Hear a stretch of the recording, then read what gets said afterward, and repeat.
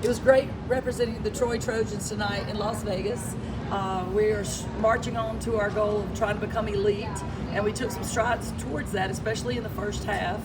The second half, we kind of let down. We changed the defense to work on some things that we haven't worked on in a while, and we let them climb back in it a little bit. But definitely the first half, we did a lot of great things. Sanaya Jackson really came in and got us going off the bench. I would say she played elite. She came in and really got a lot of steals and scored points and just did a really good job. And that made our energy, headed our energy into the right direction, and we were off to the races after that. And Coach, just take us through the mentality as a coach, knowing you guys went out and dominated the first half. The first three quarters really, pulled out to a 40-plus point lead. How do you keep your team composed to kind of finish the job? Well, that's the problem. I don't think we really did that well in the second half doing that, especially in the fourth quarter.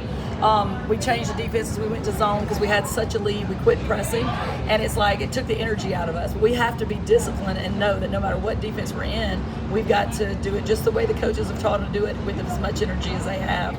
So that's one thing we've got to improve on. And Coach, two players that I want to talk about in specific, and we just kind of talked to them, Shakira Edwards and Scoot. 16 points. Obviously we've seen Scoot score in double figures before, but for Shakira, this was her first time. You talked about a first game like that in over a year. So talk about what it was like to kind of see that at display tonight. So scoring 16 points is absolutely no problem for Shake. We call her Shakira on any given night. Again, she's been out of it about a year as far as she hadn't had a game like that. Hopefully this is going to kickstart her and get going, because there is, on any night, on any team, she can put up numbers like that and more. So we're excited to see where she's going to go from here. And speaking more about Scoot as well, I mean, she's just one of those players that the athleticism is clear, and she's able to do kind of some flashy plays as well. As a coach, what's it like to kind of have a freshman, be able to, pull out that behind the back pass or pull up that reverse layup? What's it like seeing that?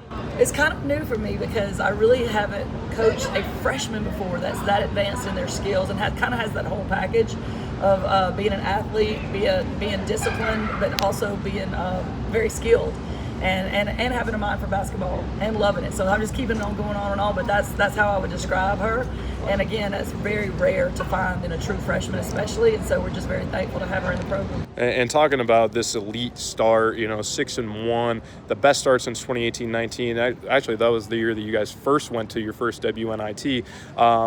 And then if you guys win on Saturday, you guys have a chance to go 7-1, the best start in over 4 decades. So just talk about what that's going to be like, kind of, getting that 7-1 start and taking the Tide in Las Vegas and turning it towards Saturday. Wow. Well, we have a big task in front of us, so we don't want to look too far ahead, but that would be a huge honor to get the best start, like you said, in several decades. I didn't realize that, but it's always a dogfight for us in the pre-conference. We have a really tough schedule. We always schedule really hard. We still have another Power 4 team coming up in Alabama. We still have several good teams, but I guess the next step is, like you say, it would kind of break a record or a long time what's standing. So we want to do that. We want to always do things that people don't think we can do or that's special. So that would be special.